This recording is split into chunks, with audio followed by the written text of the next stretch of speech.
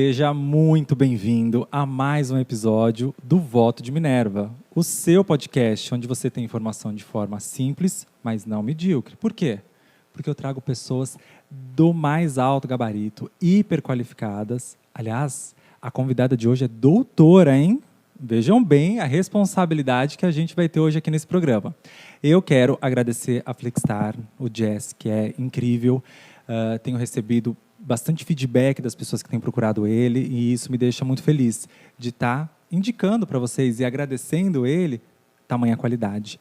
Então, Jess, muito obrigado. E hoje, gente, eu estou aqui com a esposa do Marcos e a mãe do Pietro. Vocês sabem que eu sempre faço essa referência, mas eu não podia de deixar. Ela é filha do Sérgio, da Antonieta, porque eu tenho um carinho enorme, e foram eles que me apresentaram a filha deles, e quando eles falaram assim, eu tenho uma filha, ela é profissional da área da saúde, eu falei, eu já quero, porque se ela é filha de vocês, ela é tão maravilhosa quanto vocês, então, mas é só por isso? Não, ela é educadora física e ela é doutora em ciência da saúde. Acertei? Acertou, Bruno. É ela, a doutora Olá. Carla Montenegro. Muito prazer de você estar aqui. Eu estou muito feliz. Você é incrível, eu tenho acompanhado o teu trabalho, tenho acompanhado a instituição que você trabalha, né? Não sei se pode dizer o nome ou não. Pode? Sem problema. Então, daqui a pouco eu vou fazer um suspense, porque tem uma pergunta aqui assim, e eu acho incrível o teu trabalho, a forma como você conduz a informação e a forma simples que você leva, mas com tanta propriedade. Então, eu estou muito feliz, muito honrado de você estar aqui comigo. Eu que estou super feliz, honrada. Na verdade, agora até uma novidade. Além da mãe do Pietro, sou mãe de mais um baby que está a caminho, Bruno. É mesmo? Isso eu não sabia.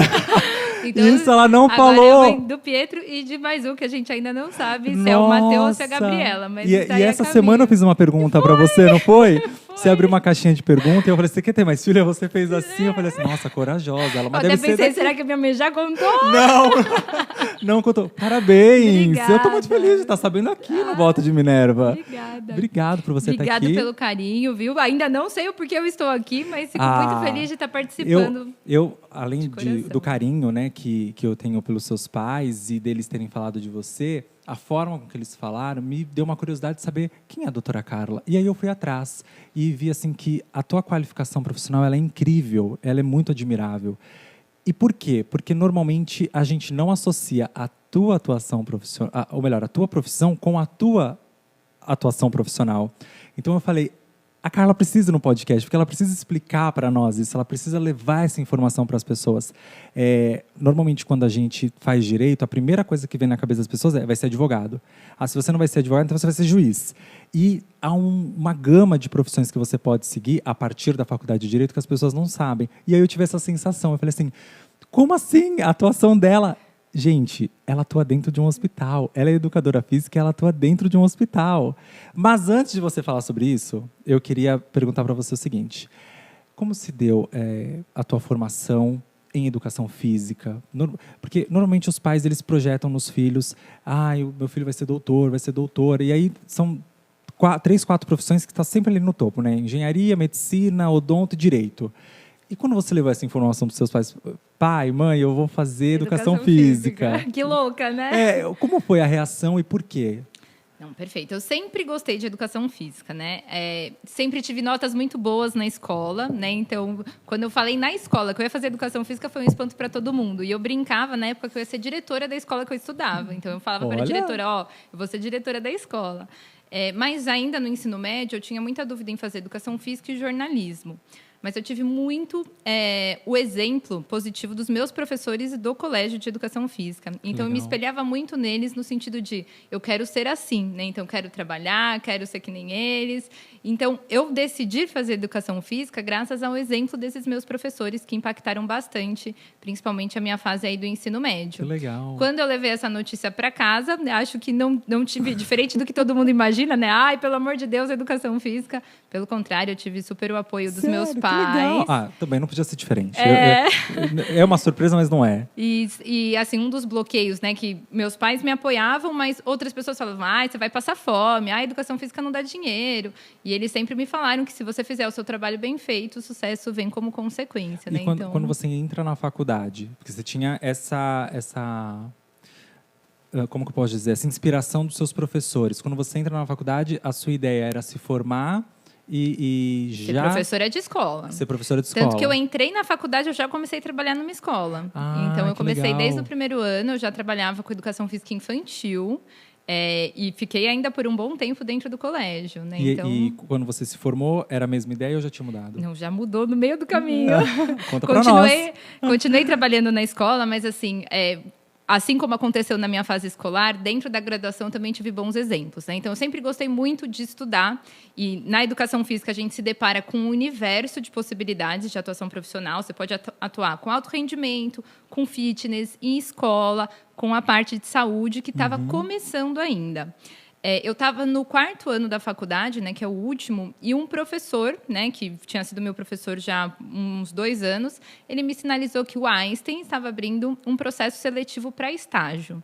Na época, eu já trabalhava na escola, eu já tinha licenciatura, e eu trabalhava de manhã e à tarde e estudava à noite. E ele falou, Carlinha, abriu o processo, só que é para estágio.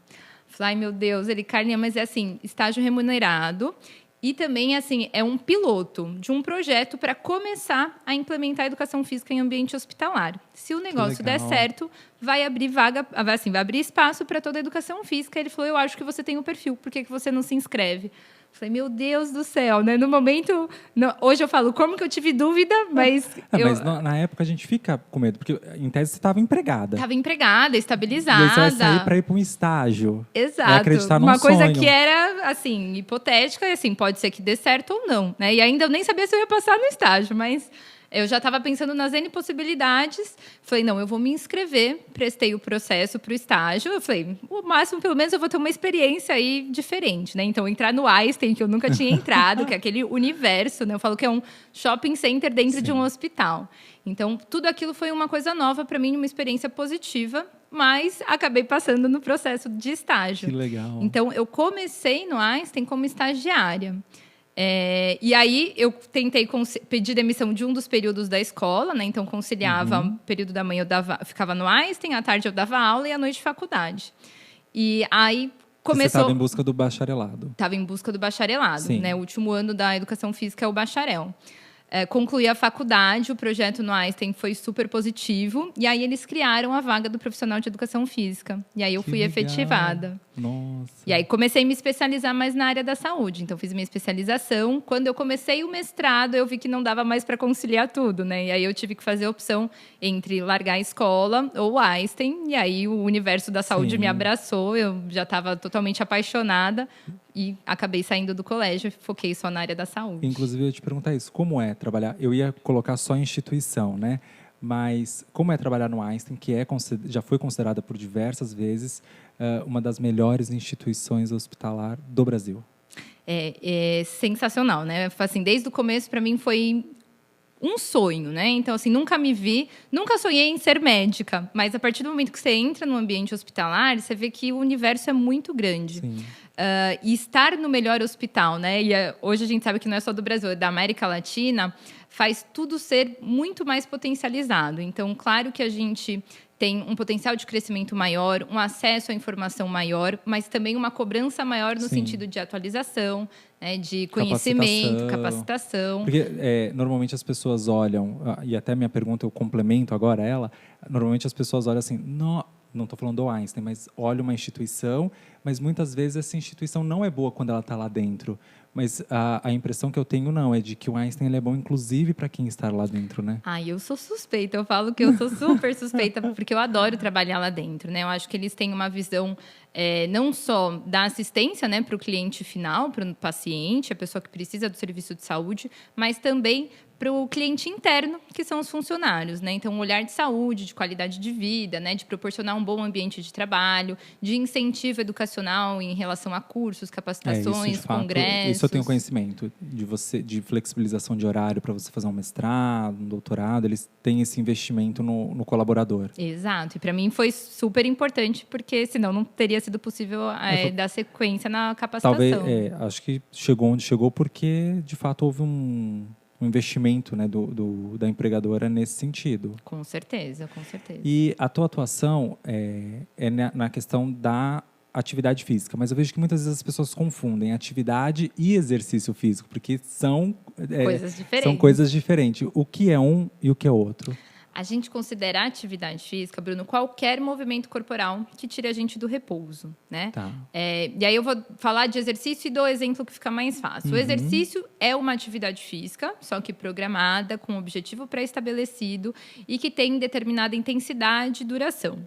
Então, por exemplo, vamos supor que hoje de manhã eu acordei e fui até a padaria caminhando comprar pão. Da minha casa até a padaria tem 300 metros, né? Então, fui caminhando com o objetivo de comprar pão e voltei para tomar meu café da manhã. Isso foi uma atividade física. Então, eu me movimentei, aumentei meu gasto calórico, mas meu objetivo era comprar pão e voltar para tomar café. Entendi. Agora, se eu falar, Bruno, hoje a gente vai sair para caminhar 600 metros, né, 300, vou até a padaria e volto, mas com uma intensidade moderada, eu posso ter percorrido a mesma distância, mas a partir do momento em que eu tenho um objetivo pré-estabelecido e uma intensidade determinada, a gente já caracteriza isso como exercício. Entendi. Quando a gente pensa em saúde, movimento é o suficiente. Então, se você falar para mim, Carla, eu quero manter a minha saúde. Eu sou uma pessoa saudável, eu só quero manter.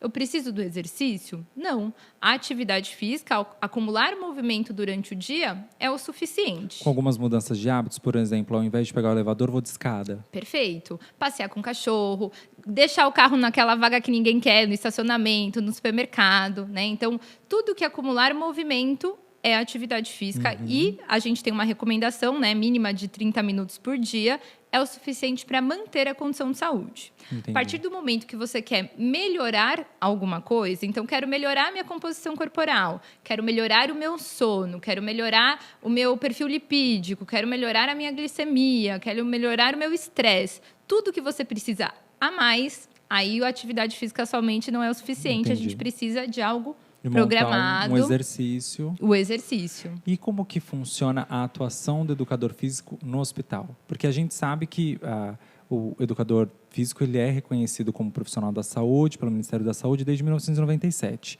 Mas quando eu soube da tua atuação, me foi difícil identificar qual é a atuação dela dentro de um hospital. Porque ao falar de hospital, a primeira coisa que vem é médico e a enfermagem. Depois a gente pensa no técnico de radiologia, no nutricionista, no psicólogo. E o educador físico? Como que é a atuação dele ali? Perfeito. E acho que o ponto de maior confusão ainda é o fisioterapeuta, né? Aonde que vai o físio, olha, aonde que vai a educação física. Ela tá dando spoiler. Ela tá dando spoiler. Não, mas é que quando você falou, eu fiquei pensando onde que ela atua, porque sim. grande parte das pessoas falam, você trabalha no hospital, você é físio? Eu falei, não, eu sou profissional de educação física. Fala, mas o que faz o profissional de educação física no hospital? O mercado também é amplo dentro do hospital. A gente tem desde a prevenção primária, né? Então a gente consegue trabalhar em prevenção. E aí vou dar o exemplo da minha trajetória dentro do Einstein, né? Nesses 13 anos. Eu comecei no Centro de Medicina Preventiva. Então eu atendia pessoas que iam fazer um check-up e aí eu fazia uma avaliação do nível de atividade física, dava dicas de como mudar o estilo de vida, como acrescentar movimento ou, quando necessário, iniciar um programa de exercício. Isso não precisa ser só num ambiente como o check-up. A gente consegue trabalhar em prevenção, por exemplo, no NASF, né, no Núcleo de Apoio à Saúde da Família. Informação em geral para a população. E hoje, no Einstein, por exemplo, a gente tem no check-up, a gente tem na saúde ocupacional, que cuida da saúde do funcionário, a gente tem nas clínicas, as clínicas Einstein, que é um serviço de atenção primária também para a população. Então, é uma forma da gente falar de atividade física e exercício com foco em prevenção. Aquela pessoa que ainda não tem nenhuma doença. Mas, tudo bem, a gente está colocando num ambiente privado. E no SUS, isso existe? Isso o primário, vamos por partes, assim, né? Mas o primário existe no SUS? Existe, principalmente no NASF, né? Que é o Núcleo de Apoio à Saúde da Família. A gente tem profissionais de educação física, não são todas as UBSs que têm profissional, né? A gente está no começo, né? Então, a educação física é uma das áreas mais novas dentro da área da saúde. Então, a gente tem pouco profissional, infelizmente, mas já temos grande parte das UBSs que tem o profissional de educação física nessa atuação. Entendi. E aí, nas UBSs, não só na orientação, mas eles fazem grupos de atividade física. Okay. Então, eles fazem grupos de intervenção mesmo. Que legal. E aí, porque a gente tem a saúde primária, secundária e terciária. Como que é a secundária? Então, aí a gente começa a parte de intervenção. Então, é aquela pessoa que não necessariamente está internada, mas que tem alguma doença já pré-estabelecida e que a gente sabe que fazer atividade física é uma forma da gente... Vai colaborar. economizar até, né? Eu falo que o profissional de educação física, ele é muito econômico para o sistema, porque a pessoa que tem uma doença crônica, um diabetes, uma hipertensão, se ela não cuida do estilo de vida, né? Aqui eu estou puxando a sardinha para atividade, mas a gente pode falar de alimentação, de estresse, ela interna mais, ela usa mais medicamentos, ela precisa mais vezes do sistema de saúde no sentido de pronto-socorro, né, de ir em consultas. Sim. E a gente consegue prevenir custos, né? Então, em questões ambulatoriais, o profissional de educação física também atua, né? Então, na intervenção mesmo, é como se fosse uma academia mais voltada para pessoas com doenças crônicas. Sim. Que até, compartilhando a minha experiência, eu transitei pelo ambulatório de geriatria do Einstein. Então, eu fiquei de 2013 a 2019 no ambulatório. Caramba, bastante tempo. Bastante tempo. Então, eu atendi a grande parte dos idosos, né? Que tem um projeto do Einstein com a comunidade judaica. Mas também a gente tem uma casa de repouso, né? Uma ILPI lá dentro. Então, idosos que moravam lá. E também o ambulatório de transplantes. Então, são pessoas que já tinham diagnósticos. E a atividade física entraria como uma prevenção de não intercorrências. De uma piora dessa pessoa. De uma piora. E na terciária? Que é onde eu estou atualmente, é na reabilitação. Então, são aquelas pessoas que já tiveram um evento, estão num processo de imediatamente após, né? Então, ainda em fase aguda, que precisam de um processo de reabilitação. Então, são centros mais especializados, mais focados, mas não é que a pessoa vai passar a vida inteira lá treinando. Ela vai fazer um processo de transição, de continuidade do cuidado, para que depois a gente devolva ela para a sociedade, para que ela consiga manter o estilo de vida ativo no dia a dia. E como fazer uma atividade ou um exercício físico com um paciente nesse atendimento terciário? Como fazer no sentido de... qual é o atendimento que se dá? Perfeito. A gente faz uma avaliação, tem primeiro uma avaliação médica, né? A gente precisa da liberação médica, aí depende do cardiologista, se é o neurologista, o fisiatra. E aí a gente determina, né, um programa de treinamento em que envolva as necessidades. Então, de acordo com a classe funcional do aluno, paciente, a gente determina qual vai ser o objetivo principal. Então, não tem como a gente melhorar tudo, a gente foca no objetivo de recuperação. Então, condicionamento cardiorrespiratório, fortalecimento muscular, um paciente que teve um AVC, por exemplo, né? Então, recuperar o movimento para melhorar a marcha. Então, tem diversas possibilidades que vai variar de acordo com o perfil. E a indicação desse paciente. E a indicação. Você falou que já está há 13 anos no Einstein, né? Então, você já tem uma atuação hospitalar há 13 anos. Só que só em 2020 foi que o Conselho Federal de Educação Física trouxe uma regulamentação dessa atuação hospitalar. Mudou alguma coisa? Inovou em algo? Na prática, eu digo. Na prática. Para mim, não, né? Porque o Einstein já estava muito bem estruturado em relação a isso. Mas eu acredito que essa questão legal, com certeza, vai abrir muitas portas para outros hospitais, né? A gente sabe que aqui em São Paulo a gente tem muitos hospitais que já têm um profissional de educação física, mas infelizmente não é a realidade do Brasil. Sim. E principalmente por esse impeditivo legal, né? Então, que legitima o papel do profissional de educação física dentro dos hospitais. Mas com essa regulamentação, você pôde mais, pôde menos ou continua a mesma coisa? Para mim, continua a mesma coisa. Porque eu vi que essa regulamentação, ela traz a questão de coordenar alguns serviços de educação física dentro do hospital. E aí tem, a depender, né, tem aqui uma pergunta bem polêmica para você, mas muitas vezes alguns serviços, eles são meio que comandados por outras profissões e aí você coloca outros profissionais ali embaixo, né, como se gerasse uma hierarquia. Dentro da tua realidade hospitalar, você é independente? Eu sou independente, né? Tanto que, geralmente, acontece essa hierarquia, né? E até quando eu transitei, né? Quando eu migrei para o setor de reabilitação, não tinha profissional de educação física lá dentro, né? Então, existia essa preocupação no sentido, eu preciso responder para outro profissional de outra classe, ele que vai ficar responsável pela minha atuação, mas o Einstein sempre me deu autonomia para isso. Então, basicamente, eles me formaram na trajetória, né, Bruno? Então, não tem como questão de contestar alguma coisa no sentido de conhecimento. Por isso que eu acho que, para mim, não mudou muita coisa. Mas tem alguns centros de reabilitação em São Paulo que eu conheço que o profissional de educação física ele só pode atuar sob supervisão, por exemplo, do fisioterapeuta. Entendi. Então, nesse caso, vai facilitar bastante para outros locais. É o que eu falei, na minha realidade não mudou muita coisa, mas eu tenho certeza que de outros profissionais isso impacta bastante. Porque traz uma legitimidade, né, na atuação. Porque você... quase como se você colocasse, não, você não tem tanta essa capacidade de trazer uma reabilitação, um exercício, quando na realidade tem, né? Até porque a resolução ela põe que o exercício hospitalar pode ser tanto para quem tem só licenciatura quanto o bacharelado.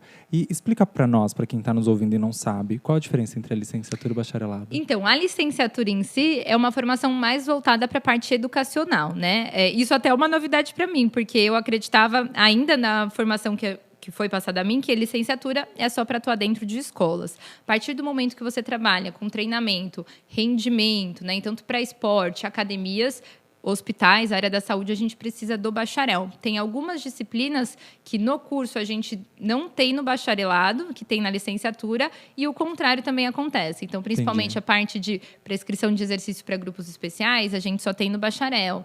De musculação, né, disciplinas de treinamento desportivo, que só vão contemplar na formação do bacharelado e não tem na licenciatura. A gente tem em várias áreas sempre uma especialização mesmo, como pós. Hoje, para essa questão hospitalar, o Einstein, ou você sabe de outras instituições que tenham essa especialização? Tem, até porque eu coordeno a do Einstein. Ah, por que será que eu perguntei? Então, tem, né? Não só o Einstein, a gente tem uma pós de atividade física voltada para formação e especialização na área da saúde, mas a gente tem outros centros no Brasil que disponibilizam também dessa formação. E ela veio depois dessa resolução ou não já existia antes? Não, a gente abriu o curso em 2013.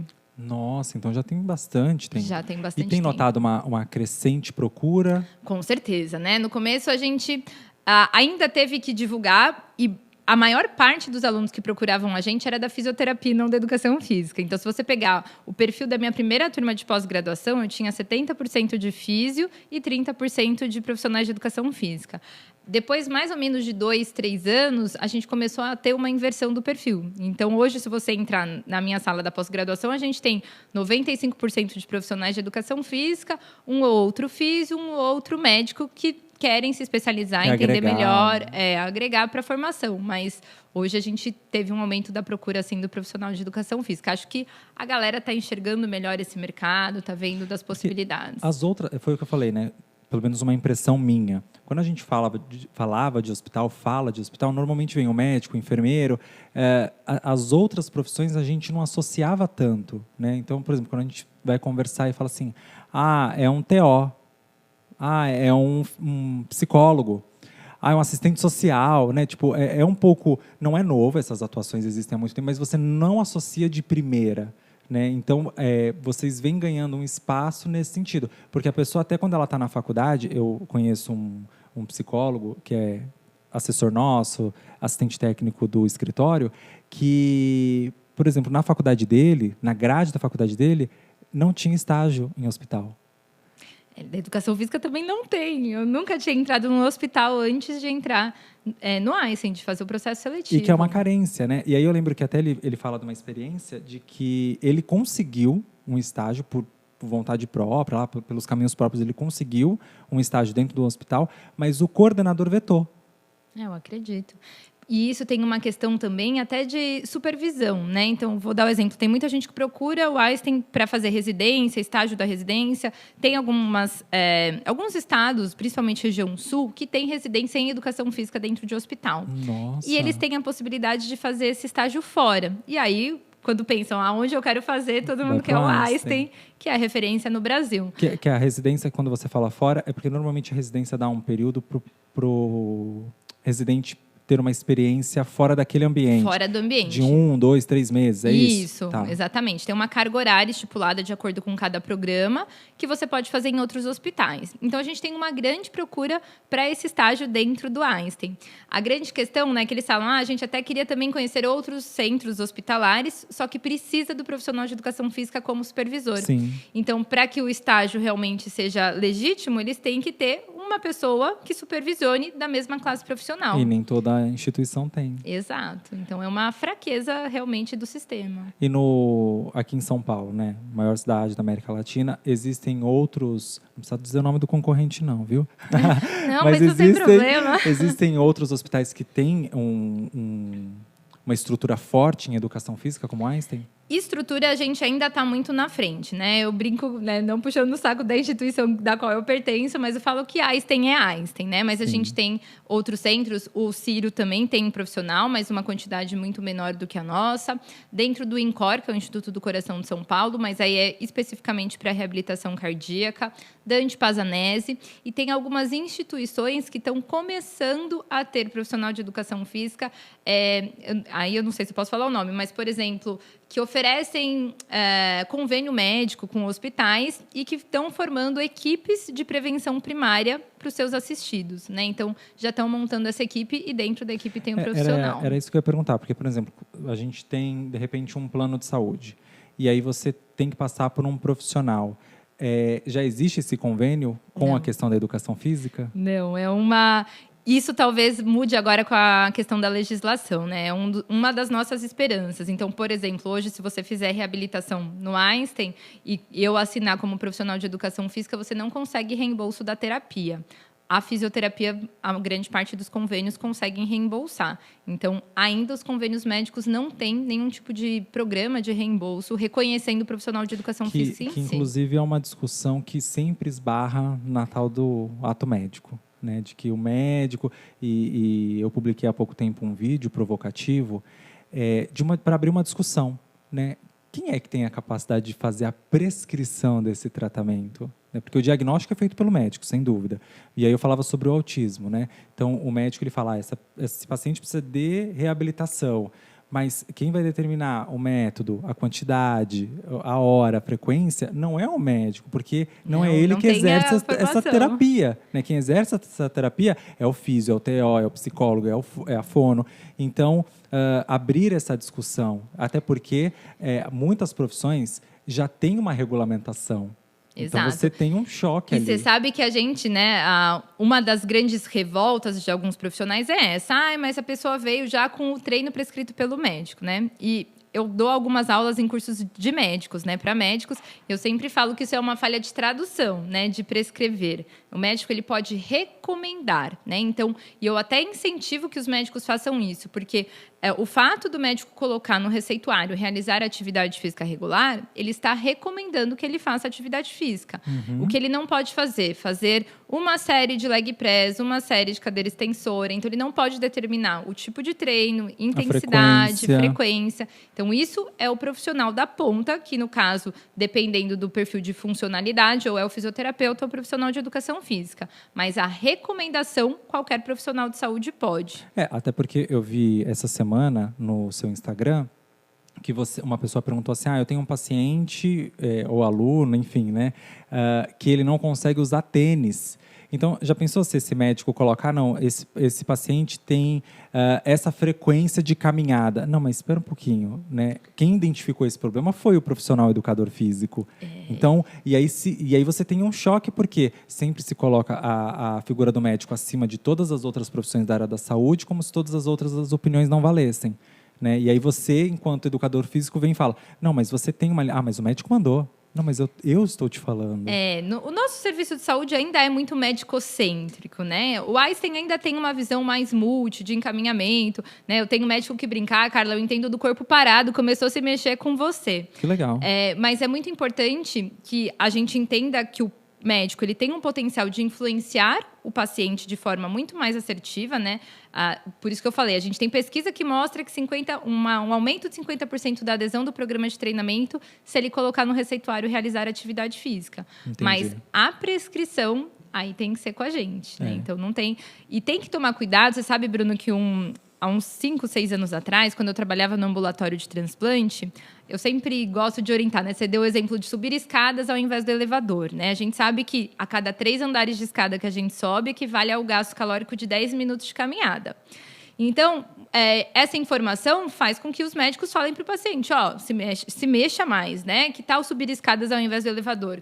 E aí a gente se deparou com um paciente que tinha uma neuropatia, então ele não tinha sensibilidade nos pés, que estava com fraturas, né, no pé, porque ele estava agora subindo escadas, né? Então era um paciente grave que seguiu a recomendação do médico e estava numa condição ruim, por conta de uma fratura que ele não sentiu do esforço repetitivo de subir escadas.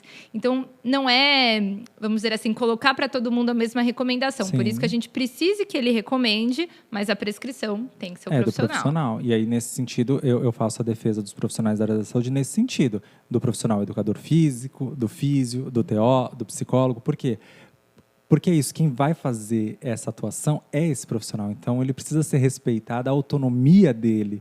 Então, eu acho que essa é uma discussão que a gente precisa colocar, né? Você enquanto profissional da área da saúde, eu enquanto advogado, e a gente começar a movimentar isso. Porque o que a gente vê muito, e, por exemplo, em processos eu vejo, ninguém quer... A gente está tratando, sei lá, de um problema de coluna. Ninguém quer um perito que seja físio. Ah, não, tem que ser um perito médico. A pessoa vai, faz um procedimento com um biomédico, e aí ela questiona o procedimento biomédico, ela quer um perito médico. Mas espera aí, você não procurou um médico, você procurou um biomédico. Cadê a autonomia desse paciente? Então, acho que é um movimento que... Vamos começar, Carla, esse movimento. Por favor, estamos aí. E um assunto que a gente ouve muito falar e que hoje ganhou uma força, uma importância e até uma empatia das pessoas são sobre cuidados paliativos. Sensacional. E como que é a atuação do educador físico em cuidados paliativos? Sensacional, Bruno, porque paliativos, na verdade, está crescendo, né? Essa cultura do paliativismo. E também vai ser uma necessidade porque a gente está tendo um aumento, infelizmente, principalmente de pacientes oncológicos, processo de envelhecimento. Então, tudo isso tende a aumentar a questão dos cuidados paliativos.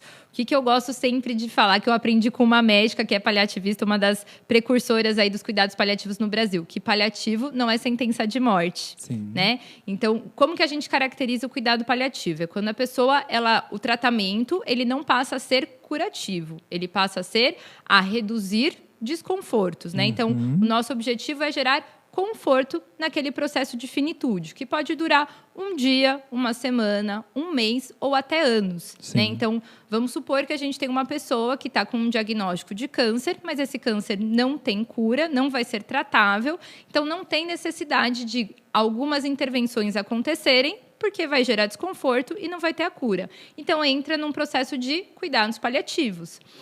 E aí, o profissional de educação física, ele entra principalmente com o objetivo de gerar conforto nesse processo. Em todos os pacientes de paliativos, não. Vai Tudo depender tem indicação, né? da indicação e principalmente do estado funcional, né? Então, e aí até para contextualizar, quando eu falo em funcionalidade, que é uma das palavras que a gente usa muito, a funcionalidade é a capacidade do indivíduo em ter autonomia e independência. Então, a autonomia, que é a capacidade de decidir sobre suas ações, e independência sobre executar essas ações. Então, a gente tem pessoas que têm autonomia, mas não têm independência. Então, uma pessoa que fraturou o fêmur está acamada. Ela tem a capacidade de decidir que agora ela quer tomar banho. Ela não quer, sim. Mas ela não consegue tomar banho sozinha. Sim. A gente tem o contrário. Uma pessoa com Alzheimer em estágio 2, ela não tem autonomia, mas ela consegue tomar banho sozinha ainda. Sem dúvida. Então, o que vai determinar qual é o momento em que o profissional de educação física vai atuar ou o fisioterapeuta no paliativo é a funcionalidade.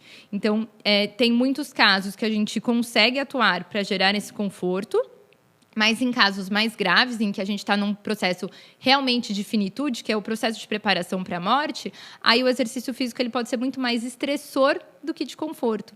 Entendi. Então, a gente não tem uma atuação muito efetiva. Aí é o momento que eu falo da gente tirar o time de campo e deixar outras possibilidades de paliativismo. Sim, porque quando eu estava montando a pauta do nosso programa, né, e conversando sobre o que a gente podia abordar de informação para levar para a nossa audiência, para os nossos ouvintes, para quem nos assiste. E aí, quando eu falei do cuidado paliativo, a pergunta veio, cuidado paliativo, educação física, porque eu acho que sempre associa esse cuidado paliativo àquela finitude, aquela pessoa que... A camada, né? E a finitude está muito próxima, né? E aí eu achei interessante você explicar que assim, o cuidado paliativo não é que você vai morrer daqui a um dia, muito pelo contrário, você pode ter um cuidado paliativo que vai levar meses a anos, né? E então, nesses casos, seria mais palpável, mais presente a atuação do educador físico. Exato. Até porque o ideal é que o cuidado paliativo entrasse nessa fase precoce, né? Não necessariamente no leito de morte, quando o médico conversa e aborda a família e fala, ele não tem mais chance e vai morrer em breve, né? Então, o ideal é que o cuidado paliativo comece o mais precoce possível para que a pessoa, né? Eu falo que o nosso objetivo não é dar anos de vida. A gente não quer aumentar a expectativa de vida, a gente quer dar vida aos anos. Então, qualidade de vida nesse processo. Então, a gente entra nessa fase mais até precoce. Até porque existe, pelo menos do CFM, existe uma regulamentação, se eu salvo o melhor juízo, inclusive no Código de Ética, dos tratamentos fúteis. Né? Porque além dele não trazer um resultado, porque aquela pessoa chegou num estágio que mais nenhum tratamento o cura, você também tem todo um peso psicológico e emocional nesse paciente, né? Que gera uma expectativa sobre aquilo, e alguns tratamentos, inclusive, que trazem dor. Exato. Para o paciente, um sofrimento, né? E eu digo dor físico mesmo, sim, né? E nesses casos, se a pessoa não tiver essa autonomia que você falou... Isso. Aí a família que decide, né? Tá. O médico tem que sempre orientar ou o responsável legal ou o paciente. O paciente sempre tem que estar de acordo com tudo. Vamos supor que, mesmo sem autonomia, ele tem que ser informado com a presença da família, né? Mas ele precisa participar da decisão. Todo o processo de decisão tem que ser feito pelo paciente. É ele que toma a decisão sobre o que ele quer seguir, né? Então, ele tem que ter a consciência de qual escolha ele está tomando. E quando a gente pensa em doenças mais graves, né, a questão do paliativo, ele vem como conforto, né? Então, o exercício físico nem sempre vai ser benéfico, né? É o que eu disse. Tem situações, exercício físico é estresse, por isso que ele gera benefício, porque ele promove uma adaptação. Em alguns casos, esse estresse vai mais causar sofrimento do que benefício. E aí, é o momento da gente não intervir mais. Entendi. Assim como outros tipos de tratamento. Entendi. E, Carla, aqui no podcast tem uma hora que eu faço uma pergunta polêmica. Meu Deus! Que eu chamo da pergunta Voto de Minerva, onde você vai dar a sua opinião, tá? E aí eu tenho brincado. O pessoal vem aqui, já sabe que é voto de Minerva e fica com medo. Não é pra ficar em cima do muro, é pra... Ainda bem que eu tô do lado de um advogado. É pra dar a opinião e pronto. Fisioterapeuta e educador físico. É a mesma coisa? Não, não é a mesma coisa. Explica para nós. Na verdade, são profissões bem diferentes, mas que se completam, né?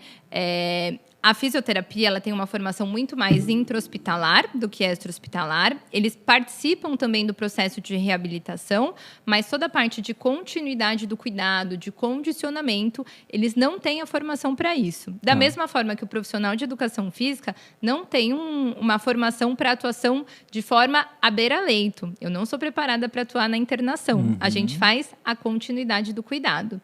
Então, a gente trabalha de forma integrada, tem alguns perfis de pacientes que a gente atende juntos, né? Então, o profissional da fisioterapia, o profissional da educação física com condicionamento, mas a partir do momento que o aluno, o paciente vai melhorando, ele faz essa transição para a educação física para dar continuidade na alta, tá? Então, são profissões distintas e bem distintas. É que as pessoas enxergam fisioterapia e educação física como profissionais do movimento e colocam todo mundo na mesma sacola. Mas... Na mesma sacola, porque quando a gente montava o roteiro e aí eu fui ver a tua atuação hospitalar, de fato há uma confusão, né? Ou melhor, as pessoas fazem essa confusão de que seria a mesma coisa. E aí, inclusive em relação a essa confusão, o COFITO entrou com uma ação, né, contra o Conselho Federal de Educação Física para suspender essa resolução que a gente estava falando. Porque dizia que, em tese, poderia haver uma... disputa pelo mesmo espaço, como se fosse, ou uma invasão nas áreas de atuação. E esse processo corre em segredo de justiça, né? Eu fiz as pesquisas, não localizei essa informação. Já teve alguma decisão a respeito disso? Não teve nenhuma. Pelo que eu sei, assim, via CREF... Estou perguntando por conta de... que foi suspenso até, né? Que o CREFITO não teve resultado positivo e que está tudo muito bem regulamentado, que a gente pode continuar trabalhando com segurança, que não vai ter nenhum problema. O que acaba acontecendo é que as grades curriculares, se a gente pegar a grade da Físio e da Educação Física, são muito distintas. Então, é até uma perda de tempo da fisioterapia, do CREFITO, perder tempo com isso. Não tem como eu atuar na internação com paciente acamado, hospitalizado, entubado. A gente não tem capacitação para isso. Então, eu não vou roubar espaço do fisioterapeuta. E no centro de reabilitação, se a gente tiver os papéis muito bem definidos, também não vai ter sobreposição dos papéis. Por quê?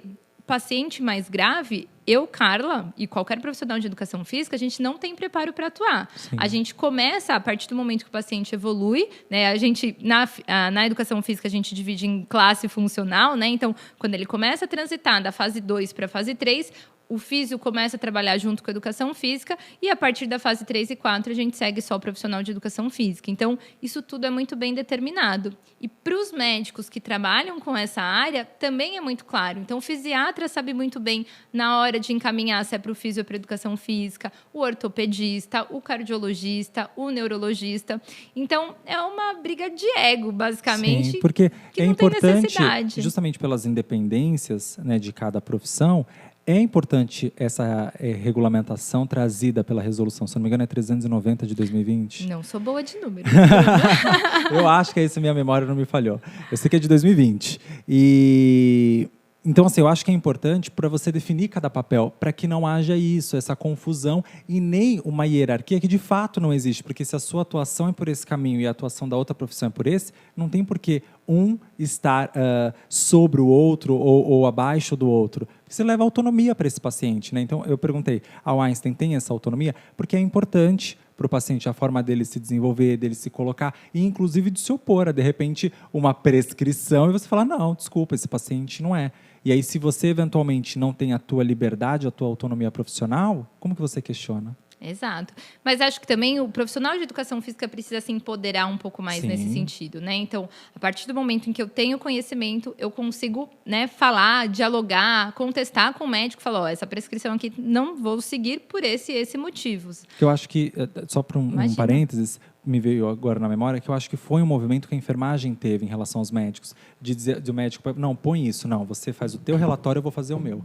Tanto que, por exemplo, em situações de processo que envolvam hospitais, a gente sempre, quando pede o prontuário, um documento indispensável é o relatório de enfermagem. Que, na verdade, o enfermeiro é a chave do processo do tratamento, Sim, né? Porque o enfermeiro, ele tem uma conduta muito firme e aí orientada tanto pelo seu Conselho Federal quanto pelos seus conselhos estaduais, no sentido de registrar tudo. Né? Aquela historinha de a corda sempre arrebenta para o lado mais fraco, eles aprenderam muito bem isso. Então, a gente vê muitas... Eu já peguei diversos processos que você, no prontuário, né, preenchido pelo médico, está uma coisa, e no relatório de enfermagem está outra. Então, isso é muito importante para o paciente, né? E eu acho que talvez falta às outras profissões, o educador físico, o físio, o TO, o psicólogo, o nutricionista, esse empoderamento de fato de dizer, não, essa é a minha atuação, até aqui é você, a partir daqui sou eu. Exato, isso tem que acontecer, até para a gente também ir ganhando espaço.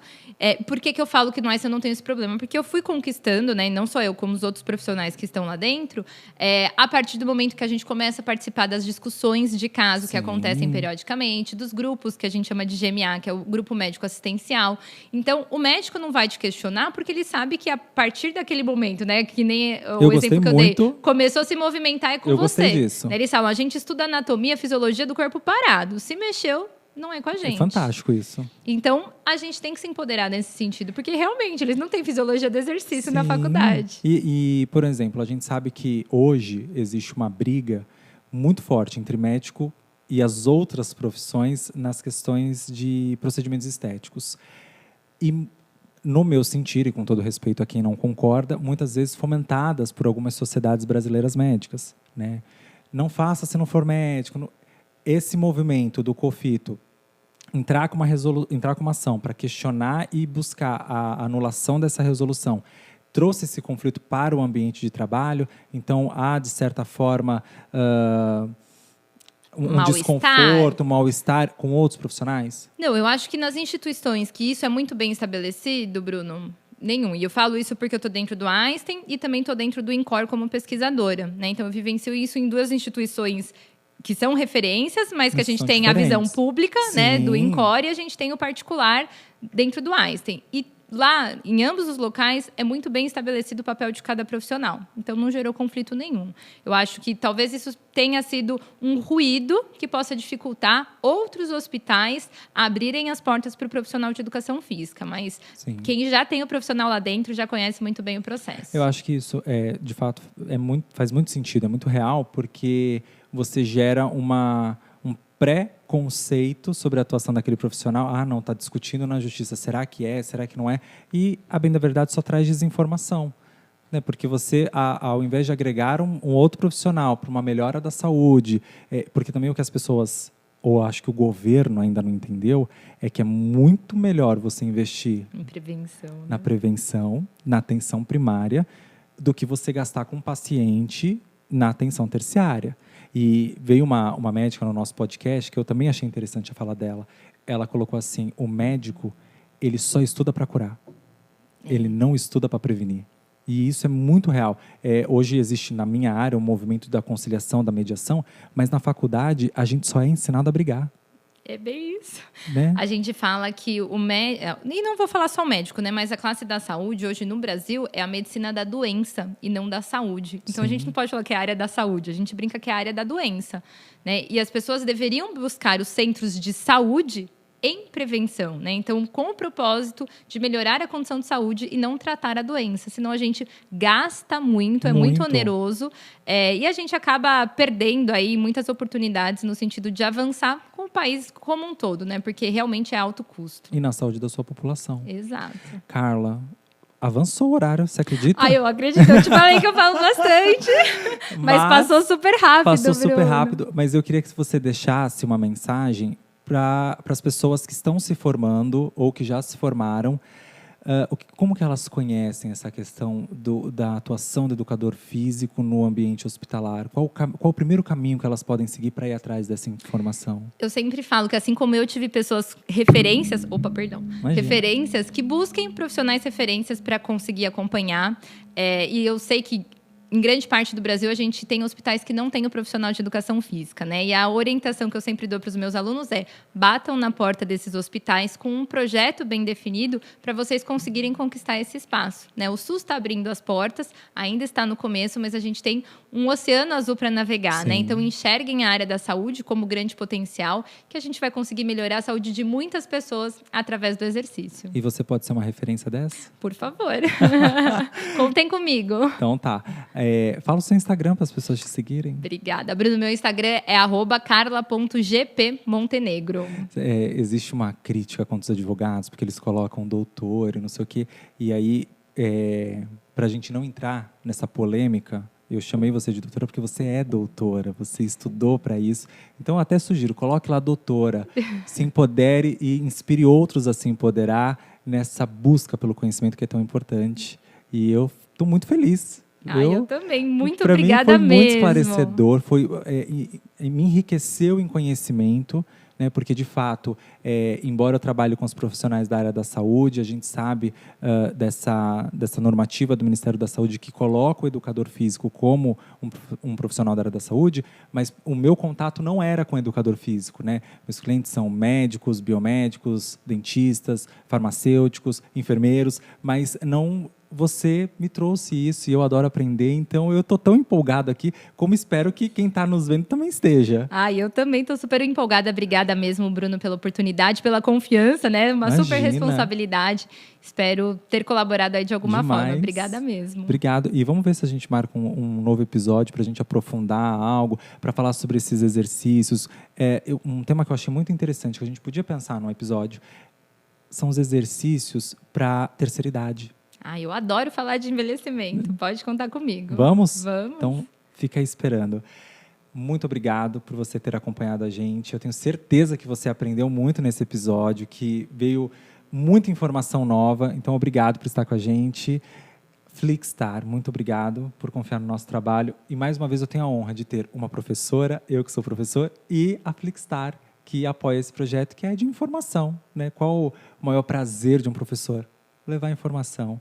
Então, muito obrigado pela tua audiência, muito obrigado você que nos ouve no Spotify.